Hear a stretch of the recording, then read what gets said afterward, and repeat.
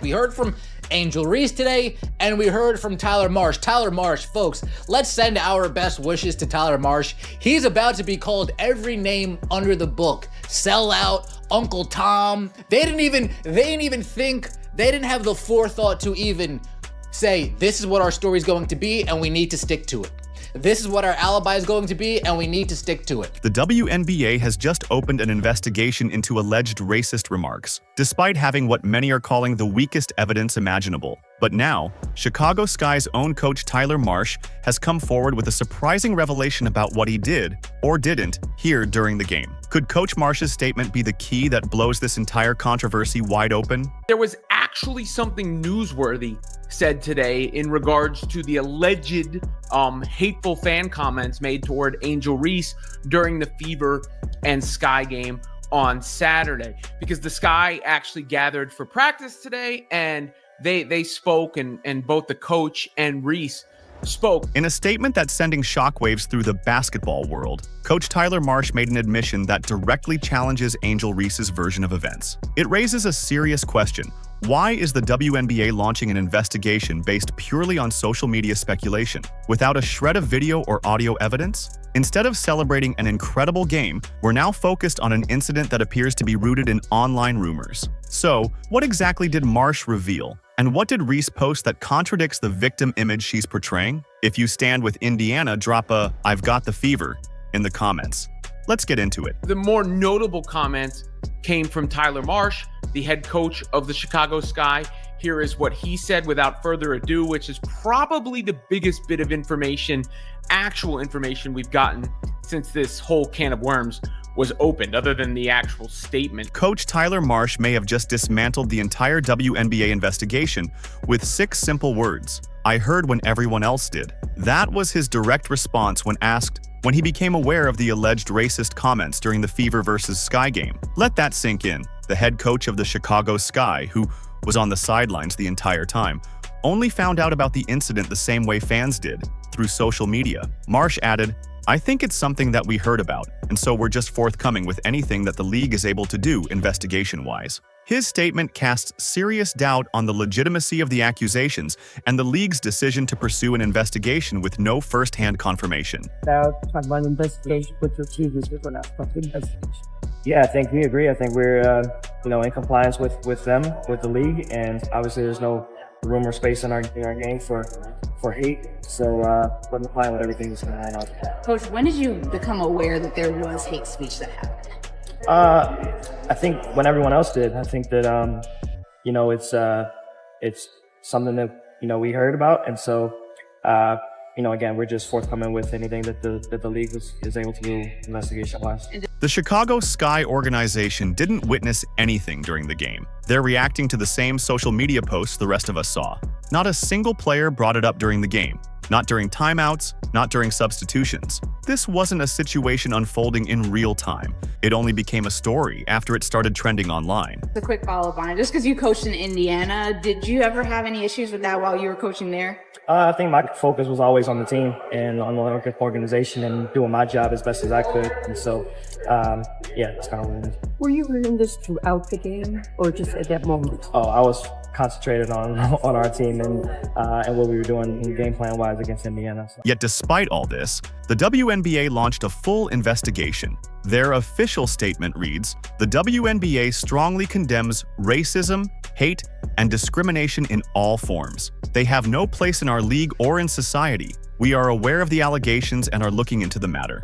But notice what's missing. Any mention of actual evidence. This was a nationally televised game with multiple camera angles capturing every second. Courtside mics picked up everything from squeaking shoes to player chatter and coach instructions. Yet somehow, not a single racist remark allegedly shouted from the stands was caught. No reporters sitting feet from the action heard anything. No fans posted any videos. No one even complained to security during the game. But the telling admission is, we found out, or I found out when everyone else did. When did you become aware? When everyone else did. What does that indicate? That the Sky did not know or did not hear anything in real time or see anything in real time. So that makes the Sky, that makes the Fever, that makes me, that makes everyone I talked to who was in the arena, everyone else who has spoken from the arena. You're telling me that in 2024, in an arena packed with smartphones, not a single person captured any evidence of these alleged comments? The broadcast team didn't mention it. The commentators never addressed it. The in-arena announcer gave no warnings about inappropriate fan behavior. Security was never alerted. No one was removed from the stands. So seriously, what exactly is the WNBA investigating here? That makes no cameras, no cell phones. So far, no nothing to substantiate the alleged hateful fan comments or fan misconduct or however you want to label it, which makes me question mightily what the investigation is based on. And I would love to hear on the record what the investigation is based on, because based on all the information we have, the leading theory has to be it's based on the social media nonsense. Who really benefits from these allegations? The answer becomes pretty clear when you glance at the scoreboard. Indiana 93, Chicago 58. The Sky were completely dominated on their own court, and Angel Reese was thoroughly outplayed. Yet somehow, the narrative shifted away from the blowout and onto unverified social media chatter. The WNBA took internet rumors and gave them the weight of an official investigation without a single person at the actual game confirming these claims. That's not just irresponsible, it's suspicious. So, what did happen during those 40 minutes of basketball while these so-called comments were allegedly being shouted? Let's focus on what the cameras actually captured. There was another post from an account that I think now went private or deactivated that alleged things were said to Reese, but no even proof that that person was there or not. Whether they were there or not, whether they saw or heard anything or not, nothing to back it up. And if that is indeed the case, it's embarrassing. It is embarrassing. It really, really now seems like this is based on social media, and that the social media stuff was based on Sky fans online who couldn't handle getting the belt to the ass, who couldn't handle the beating that the Indiana Fever put out on the Sky there. The entire narrative starts to unravel the moment you actually watch the footage. With 4:38 left in the third quarter, Caitlin Clark was called for a flagrant 1 foul on Angel Reese. The replay clearly shows Clark making contact with Reese's arm while defending, causing Reese to fall. It was a physical play. Sure, maybe even worthy of a flagrant, though that's debatable. But it was just basketball. What happened next says a lot. Reese jumped right up and went straight at Clark. Not the fans, not the stands. If Reese had heard anything offensive from the crowd in that moment, wouldn't she have turned toward them? Instead, her entire focus was on Clark. Aaliyah Boston quickly stepped in to separate them, earning a technical while trying to protect her teammate. Reese also got a technical for her reaction. After watching Caitlin Clark's flagrant foul on Angel Reese and the aftermath, there is no way Angel Reese can continue the lie that she doesn't dislike Caitlin Clark. I know what hatred looks like. Angel Reese hates Caitlin Clark. Not some basketball rivalry hate. During this entire exchange, not a single player pointed to the stands, alerted officials about fan behavior, or showed any sign of reacting to crowd comments. The coaches didn't approach the referees about anything coming from the fans. The officials didn't pause the game to address the crowd or call for security. Everyone's attention stayed locked on what was happening on the court. The body language said it all. Reese was clearly upset about the physical play, not anything from the stands. The reactions from Clark, Reese, Boston, and everyone else involved, teammates, coaches, were exactly what you'd expect from a typical in-game confrontation. Not one gesture or response suggested anyone heard anything inappropriate from the crowd. And there is a lot of history there with Caitlin Clark and Angel Reese. You guys remember last year when Angel Reese celebrated Kennedy Carter getting that flagrant foul on the hip check against Caitlin Clark? You remember that? On the sideline, just, yeah, baby, get her, you get her. Meanwhile, the Fever were absolutely dismantling the Sky, cruising to a dominant 93-58 win. A 35-point blowout like that is beyond embarrassing, especially on your own home court. Chicago was frustrated, outplayed, and outclassed in every phase of the game. And when a team is getting crushed this badly, emotions run high. Players get irritated. Minor incidents suddenly feel major. It's just human nature. That frustration boiled over in the Clark-Reese confrontation, a flashpoint that had more to do with the scoreboard than anything coming from the crowd. After the foul that Caitlin Clark put on Angel Reese tried to hit her. But if it wasn't for Aaliyah Boston putting her arms in the way, Angel Reese would not be playing basketball anymore, because she was going to sucker punch Caitlin Clark. So why would Angel Reese and the Sky focus on alleged fan behavior instead of owning up to their poor performance? The answer is painfully clear. It's far easier to play the victim than to admit you got completely outplayed by your biggest rival. What we all saw was just competitive basketball. Two fierce competitors getting physical, tempers flaring, technical fouls handed out, and then the game moved on. What's strange is how quickly the narrative shifted once the final buzzer sounded. The post-game reactions told a very different story than what the cameras showed during those 40 minutes. Right after the game, Angel Reese took to social media, resharing a TikTok that included multiple photos of herself alongside an image of Clark after the flagrant foul. The caption read, "White gal running from the fade," street slang for someone avoiding a fight. This wasn't just stirring the pot, it was pouring gasoline on the flames. Oh, Tyler Marsh is about to get run out of Chicago. First things first, let's hear what Angel Reese has to say. Let's hear Angel Reese. And if you guys pay attention, listen to her voice and listen to how she's on the edge of breaking down. Very funny. Yeah, obviously there's no place in this league for that. I think the WNBA. Let's also watch the nervous body language, the nervous twitching. Yeah. Our team and our organization has done a great job supporting me. I've had communication from everyone, from so many people across this league, and being able to support me and going through this whole process. Obviously, it could happen to me, it could happen to anyone, and I think they've done a great job supporting us in this. How did it affect you Saturday, trying to do your job, trying to play, and having this going on simultaneously? Yeah, obviously it's tough, but I think I have a great support system. I'm loved by so many people, and obviously in the moment it's hard to hear, but my support system is great. Meanwhile, in a recent interview, Reese played the victim card flawlessly. She said, "Obviously it's tough, but I think I have a great support system. I'm loved by so many people, and obviously in the moment, it is hard to hear." Notice how she instantly framed herself as the injured party, even though there's zero evidence that any of those comments were actually made during the game. What do you think the league's response, just coming out right away and getting that investigation going? Yeah, obviously, like I said, they understand that this is the priority. Obviously, there's no place for this, and they preach. I think 2 days before they put out no hate, no speech. And obviously, the women in this league, they know that, and know there's no space for that. And I believe that every player in this league deserves to be treated with respect and want to come to work and just have fun and have a great environment to work at. So I think they've done a great job putting that out, and we're obviously just going to respond if they need to. Were you able to? Damn, I really wish Angel Reese would talk and step up about all of her fans calling people all these nasty names. Oh, how being silent is such a blessing. Such a blessing it is to be silent and have nobody being critical of you. In contrast, Caitlin Clark gave a calm and measured response when asked about the allegations. She said, "There's no place for that in our game. There's no place for that in society." Clark went on to say she didn't personally hear any hateful comments from fans, but trusted the league to conduct its investigation. No drama, no playing the victim, just professionalism. And like Caitlin said, she answered it perfectly. She said, I didn't hear her say anything, but that doesn't mean anything happened. But now, when you have Caitlin saying that, and Bree Turner saying what she said, which implied she didn't hear her say anything, and Stephanie White saying what she said, which implied she didn't hear her say anything, and Kyler Marsh saying he found out when everyone else did, and myself, and no one, who was courtside, no cameras, no video, no nothing. What else are you supposed to think?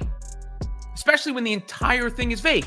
Especially when the line of questioning to Angel Reese is vague. This isn't the first time Reese has stirred up controversy after being outplayed by Clark. Remember the national championship game when Reese mocked Clark with the "you can't see me" gesture? Or when she pointed to her finger, signaling where her championship ring would be. Every time Clark shines brighter, Reese finds a way to twist the story and shift the narrative. No one in those first few questions asked Angel what she saw or heard. Now, according to James Boyd of The Athletic, he said that she was later asked, were you able to give the WNBA details of where the general vicinity was? You heard stuff. And she said, that's not a me question, meaning it wasn't for her. Then later somebody asked, what would you like the league to do with those fans? And Sky PR interrupted, saying she already answered that. While the Sky were busy circling the wagons, the Indiana Fever organization stood firmly behind Clark. They condemned any form of hatred or disrespect, but chose to let their basketball do the talking. And that 35-point blowout spoke volumes. What's truly disappointing is how this manufactured controversy overshadowed a historic moment for women's basketball. The game drew 2.7 million viewers, making it the most-watched WNBA regular season game in 25 years. Instead of celebrating this milestone, we're stuck debating unproven claims that conveniently distract from Reese's underwhelming performance. But I really wish she would, first someone would ask her, and then, I think when she said it's hard to hear, meaning it's hard to hear as like you don't like to hear, or you couldn't actually hear. Just the whole vague aspect of it, and just kind of everybody just going along with it. When I don't know if there's anything to actually go along with. The pattern is crystal clear. Whenever Angel Reese gets outplayed on the court, she stirs up controversy off it. While Clark stays focused on improving her game, Reese doubles down on her victim narrative. One rises above the noise, the other fuels it. The reactions from their fan bases show just how different these approaches are. So who's really creating the hostile environment in women's basketball? Just take a quick look at social media after the game. Reese's supporters didn't just go after Clark, they targeted her entire fan base with baseless accusations. Search for yourself, and you'll find hundreds of tweets hurling insults at Clark's fans and demanding Clark leave the WNBA, all over an incident that no one at the game actually witnessed. But right now, it is not a good look. It is certainly not a good look. Especially after the season just started and you get record ratings. Caitlin Clark's back, playing awesome basketball, gets a triple-double. Fever looked great. And somehow, it appears a couple of Twitter trolls have completely dictated the coverage of the WNBA. The WNBA's No Space for Hate initiative is being weaponized as a shield to block any criticism of Angel Reese.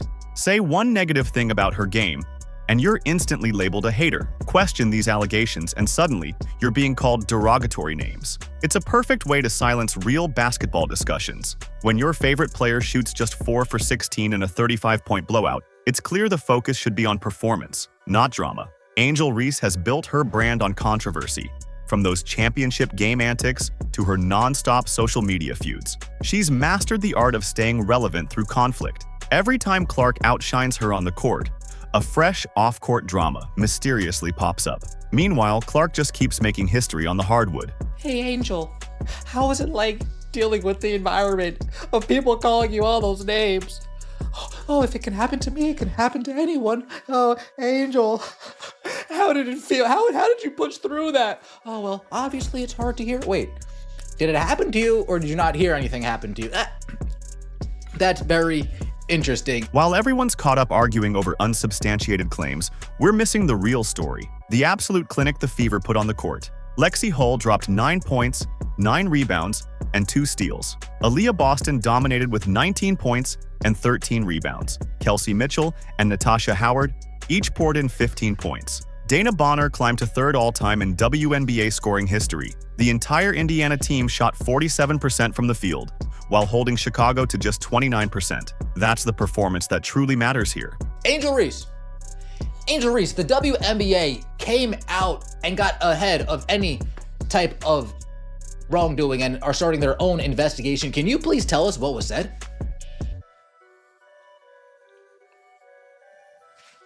Angel, can you please tell us what the fans said to you? Angel, can you please tell us what you heard when you were sitting at the check-in table? Angel, when you were acting like a complete unhinged lunatic, can you please tell us what the families of 4 were screaming at you from the stands? Oh, that's very interesting. I'm going to assume that this is a whole entire hoax. Is it not, Angel? Angel, do you think the WNBA is the most unserious basketball league in the history of the world? Next question. Oh, okay. The numbers don't lie. The Fever out-rebounded the Sky 46-42, dished out 27 assists compared to Chicago's 14, snagged 13 steals, and forced 17 turnovers. In every single aspect of the game, Indiana absolutely demolished Chicago. But instead of celebrating this dominant performance, we're stuck debating social media screenshots. Is the WNBA letting itself get manipulated?